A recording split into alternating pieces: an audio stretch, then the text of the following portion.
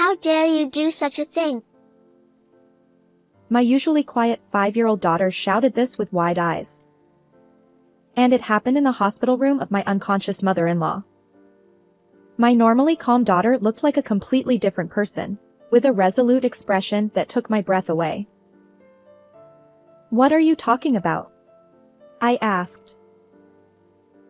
Then, there was someone who started trembling at the next words my daughter said.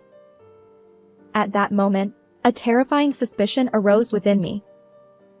However, the truth was far beyond anything I could have imagined. Please listen to my tumultuous experience. I am Michelle. At 26, I married my husband David, who was my boss at work, and moved into his family home. Since I was originally in charge of the e-commerce department, I was allowed to switch to working from home after getting married. Although I was worried about living with my in-laws, my mother-in-law was kind, and we got along well. However, my father-in-law was a quiet and unfriendly person. When I talked to him, he often ignored me, only responding with a yes or a no. I spent my days anxious, wondering if he really disliked me.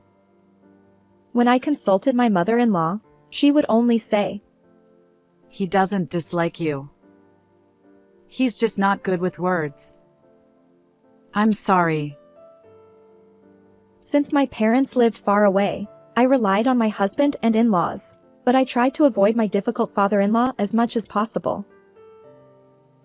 After that, my daughter Emma was born. She had beautiful dark eyes. However, there were some concerning behaviors.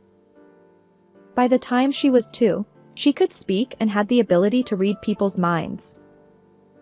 For example, Mom, Grandma seems to have a headache. "What?" Worried, I asked my mother-in-law if she was feeling unwell. "How did you know?" "I've had a migraine since this morning. I didn't tell anyone because I didn't want to worry anyone." "Oh, I just thought you looked a bit pale." I didn't want to surprise my mother-in-law, so I didn't mention that Emma had guessed it. But I was amazed by Emma's mysterious power. By the time she was 3, she started saying things that seemed to see right through my heart. Mom, I hope you can get along with Grandpa. What? Why do you think that? Even though I treated my father-in-law normally on the surface, how did Emma know what was in my heart? However, at that moment, Emma started playing with her toys and didn't answer my question. When she was 4, something decisive happened that confirmed her powers. A few days earlier, an elderly neighbor who lived alone had passed away. Emma was talking to herself while looking out the window. I understand. It's in the garden. She said this, filled a cup with water, and started to go outside. Worried, I followed her and discovered a small flower seedling planted in a pot in the corner of the neighbor's garden. The deceased lady next door asked me to do this. Emma said this as she watered the seedling. Maybe Emma can communicate with her mind. I believed this, but my husband didn't. In fact, he found it creepy. Your poor parenting is making her a weird kid with delusions. You need to raise her better. Are you saying everything Emma says is a lie? Of course. If she says something like that in front of me, I'll scold her. I was shocked by my husband's unusually harsh words. At that time, my father-in-law was nearby and overheard our conversation, but he turned his face away and pretended not to hear, not even defending me. I felt quite frustrated. I thought about consulting my mother-in-law, but it would mean speaking ill of her son and husband, so I kept quiet. One night, I heard loud voices arguing from my in-laws' room. "Why would you say such a thing? Enough already. I couldn't make out the details, but it seemed like my husband and in-laws were arguing. I was worried about the three of them but couldn't intervene. When my husband returned to our bedroom with a flushed face, he explained that he had argued with his father because he was being harsh on his mother, and my husband had defended her. This was something my father-in-law was capable of. I believed my husband's story and sympathized with him for standing up for his mother. A few days after that argument, something terrible happened. That day, I had a meeting at the head office. Suddenly, I received a call from my husband. Michelle, something terrible has happened. Why are you so panicked? Mom collapsed while scratching her throat and is now unconscious. What? When I heard that my mother-in-law had been rushed to the hospital, I hurried there, only to find her lying unconscious in bed. My father-in-law and husband, both pale-faced, were by her side. What happened? I asked my husband. It was an accident. Mom. He said, but he was too shocked to explain clearly. The doctor said that she might have eaten something harmful and they were running tests, but nothing was clear yet. Hearing that it might be food-related, I remembered something and consulted the doctor. The doctor said they would look into it, but warned that if she didn't regain consciousness, her life couldn't be guaranteed, and we should prepare for the worst. I was stunned. Despite my mother-in-law always being kind and supportive, there was nothing I could do for her in this critical moment. The next day, I hadn't told Emma about her grandmother's hospitalization, thinking it would be too shocking for her. However, Emma suddenly said, Grandma is calling me. So, my husband and I decided to take her to visit. When we entered the hospital room, Emma ran to her grandmother's bed and held her hand. Then Emma started trembling, turned around with wide eyes, furrowed her brows, and with a fierce expression, she said, Emma? What's wrong? Stay away. How dare you make me eat this? I'll be killed by this. My usually quiet daughter spoke with a resolute attitude and a loud voice, as if she were a completely different person. It was as if someone had possessed her. I gasped and hugged her. Emma, what are you saying?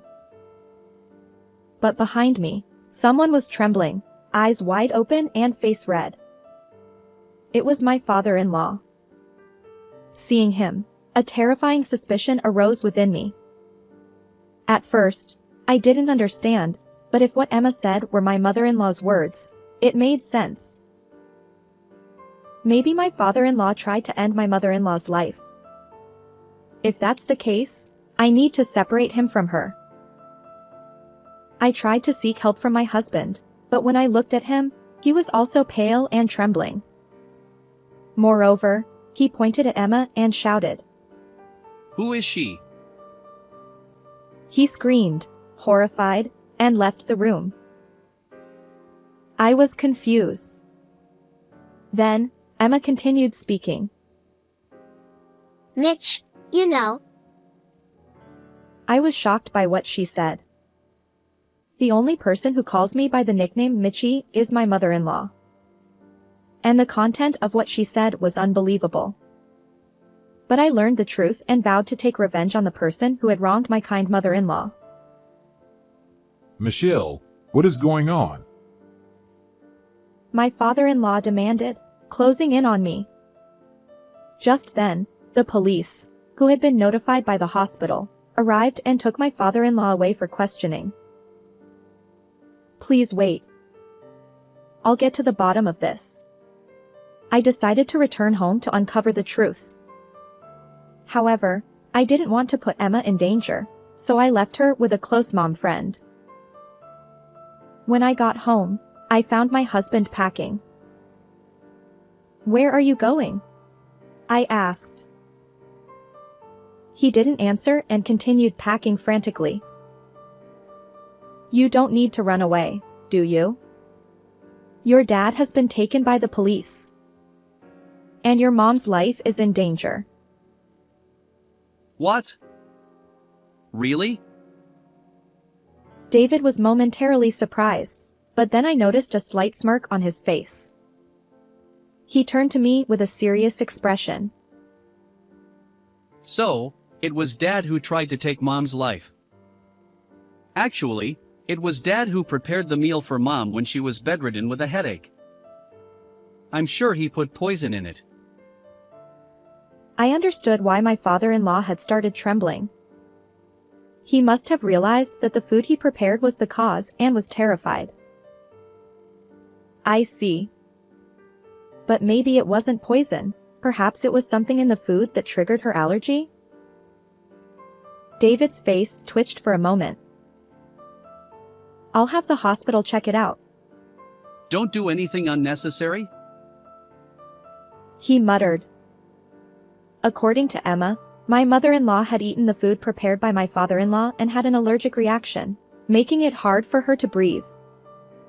My mother-in-law had a rare allergy to a specific protein in crabs. Since crab wasn't a common part of our daily meals, it usually wasn't an issue, but if she accidentally ate it, she would experience severe symptoms like nausea and difficulty breathing. Only my father-in-law, David, and I knew about this. I informed the doctor about this to help with the treatment, but I kept it a secret from my husband.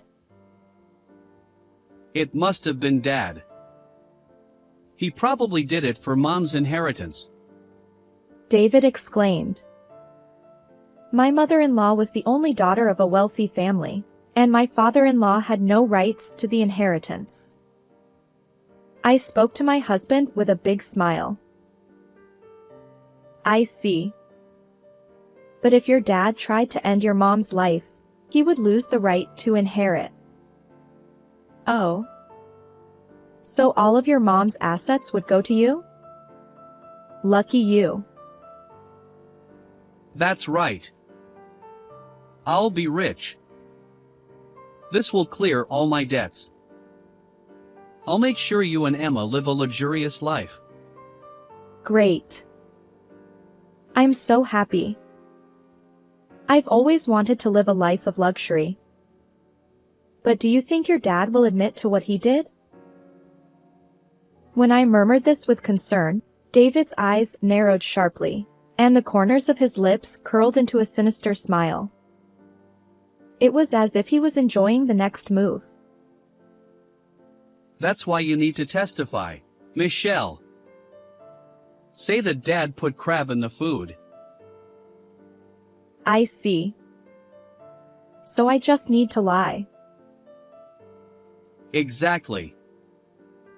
You're quick to understand. That way, Dad will lose his right to the inheritance, and he'll end up behind bars. I pretended to go along with my husband's plan. He smiled, satisfied, thinking he had me on his side. But I was getting closer to the truth. But your mother might survive with the hospital's treatment. You thought you'd become rich, but if she lives, it won't happen. Don't worry. I'll secretly put this in her mouth at the hospital. David showed me a bottle of powder. Is that crab powder? Exactly. I put this in the food too. Let's get rich together. I knew from Emma's story that my husband had tried to harm my mother-in-law, but I had no proof. Hearing his evil plan clearly made me feel ashamed. Why would you go that far? You would eventually inherit her estate anyway. Because she wouldn't listen to me. I asked her to help pay off my debts, but she told me to solve it myself. Parents are supposed to help their children. Believing I was on his side, my husband started talking about what he had done. According to him, the argument between the three of them was about my husband demanding the inheritance from my mother-in-law, and my father-in-law defending her. David had embezzled company funds and fallen victim to an investment scam. Desperate to fix the situation, he planned to use his mother's assets. However, my mother-in-law refused, thinking it wouldn't help him in the long run, leading to the argument. I see. Now I understand everything. I have your confession, so I'm going to report you to the police. What? What are you talking about, Michelle? This is our chance to get rich. I told David that I had recorded our conversation. In fact, I had only been playing along to get his confession. I coldly told him, I don't need money. I can't betray my kind mother-in-law. And honestly, I've lost all respect for you. You tricked me. In that case, I'll make sure you can't talk either. David said, furrowing his brows deeply, narrowing his eyes, and giving me a cold smile as he tried to attack me. I shouted at him. Stay away.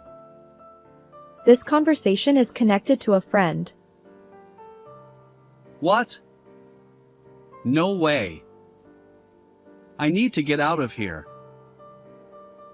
David hurriedly grabbed the packed bags and tried to flee.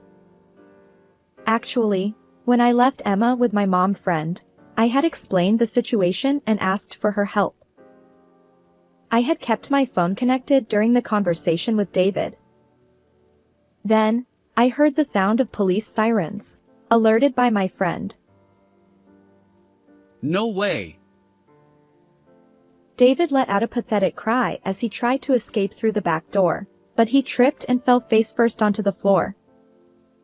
He hit his face hard, causing his nose to turn red and bleed. He clung to me, looking pitiful with snot, tears, and drool all over his face. Michelle, please, help me. Tell the police that the culprit is Dad. David's appearance was miserable. I have no intention of helping you.